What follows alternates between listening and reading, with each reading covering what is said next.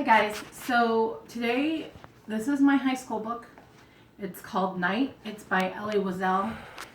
It has a new translation by Mary Wiesel, which is his wife.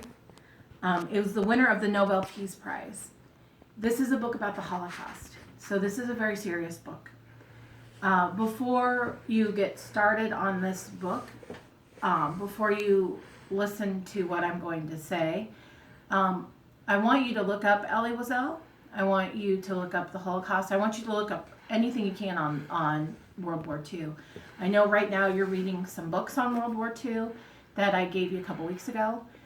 That's great. But the more we know, the less history has a chance of repeating itself. So I'm going to read the back to you, and I'm going to read the introduction that he wrote today to you. Born in the town of Szeged, Transylvania, Elie Wiesel was a teenager when he and his family were taken from their home in 1944 to Auschwitz concentration camp and then Buchenwald. Night is the terrifying record of Elie Wiesel's memories of the death of his family, the death of his own innocence, and his despair as the deeply observant Jew confronting the absolute evil of men.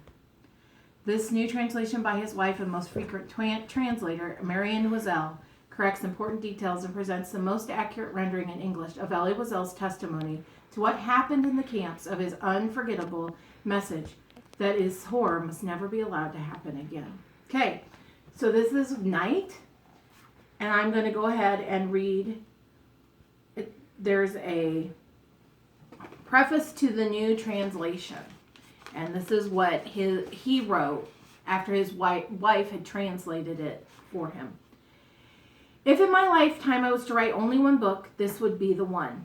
Just as the past lingers in the present, all my writings after Night, including those that deal with biblical, Talmudic, and Hasidic themes, profoundly bear its stamp and cannot be understood if one has not read this very first work of my works. Why did I write it?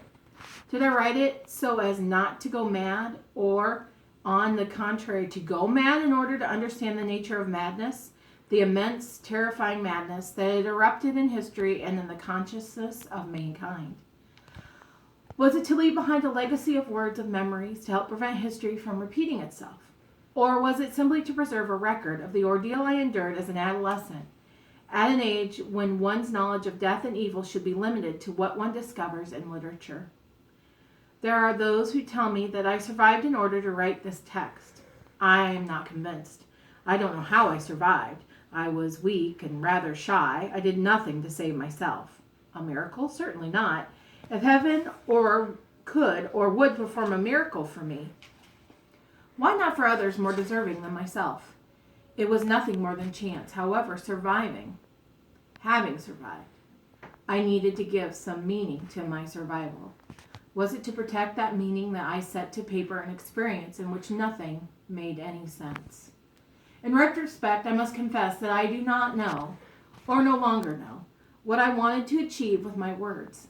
I only know that without this testimony, my life as a writer, or my life period, would not have become what it is.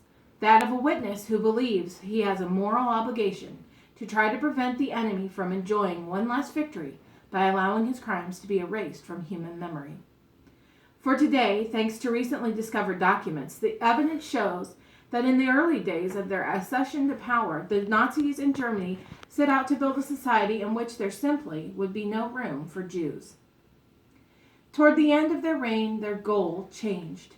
They decided to leave behind a world in ruins in which Jews would never seem to have existed. This is why everywhere in Russia, in the Ukraine, in Lithuania, the Estensana-Gruppen carried out the final solution by turning their machine guns on more than 1 million Jews, men, women, and children, and throwing them into huge mass graves, dug just moments before by the victims themselves. Special units would then disinter the corpses and burn them. Thus, for the first time in history, Jews were not only killed twice, but denied burial in a cemetery. It is obvious that the war which Hitler and his accomplices waged was a war not only against Jewish men, women, and children, but also against Jewish religion, Jewish culture, Jewish tradition, and therefore Jewish memory. Convinced that this period in history would be judged one day, I knew that I must bear witness. I also know that, while I had many things to say, I did not have the words to say them. Painfully aware of my limitations, I watched helplessly as language became an obstacle. It became clear that it would be necessary to invent a new language. But how was one to rehabilitate and transform words betrayed and perverted by the enemy? Hunger, thirst, fear, transport, selection, fire, chimney. These words all have intrinsic meaning, but in those times they meant something else. Writing in my mother tongue at that point close to extinction, I would pause at every sentence and start over and over again. I would conjure up other verbs, other images, other silent cries. It still was not right. What exactly was it? It was something elusive, darkly shrouded for fear of being usurped or profaned. All the dictionary had to offer seemed meager, pale, and lifeless. Was there a way to describe the last journey in sealed cattle cars, the last voyage toward the unknown, or the discovery of a demented and glacial universe where to be inhuman was human, where disciplined, educated men in uniform came to kill, and innocent children and weary old men came to die?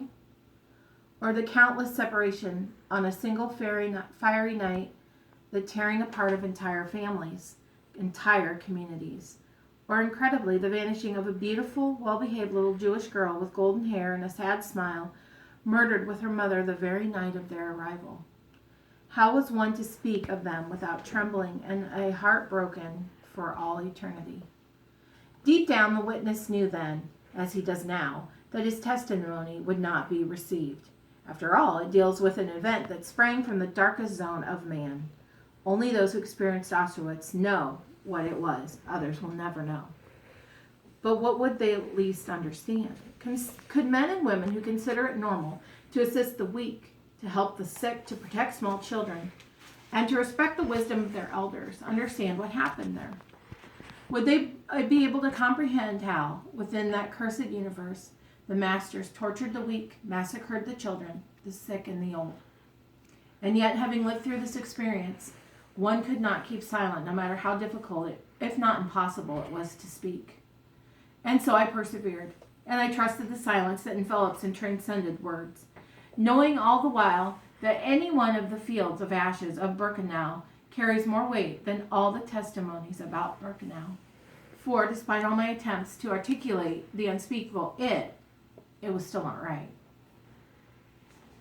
Is that why my manuscript, written in Yiddish as the world remains silent, and first translated into French and then into English, was rejected by every major publisher, French and American, despite the tireless efforts of the great Catholic French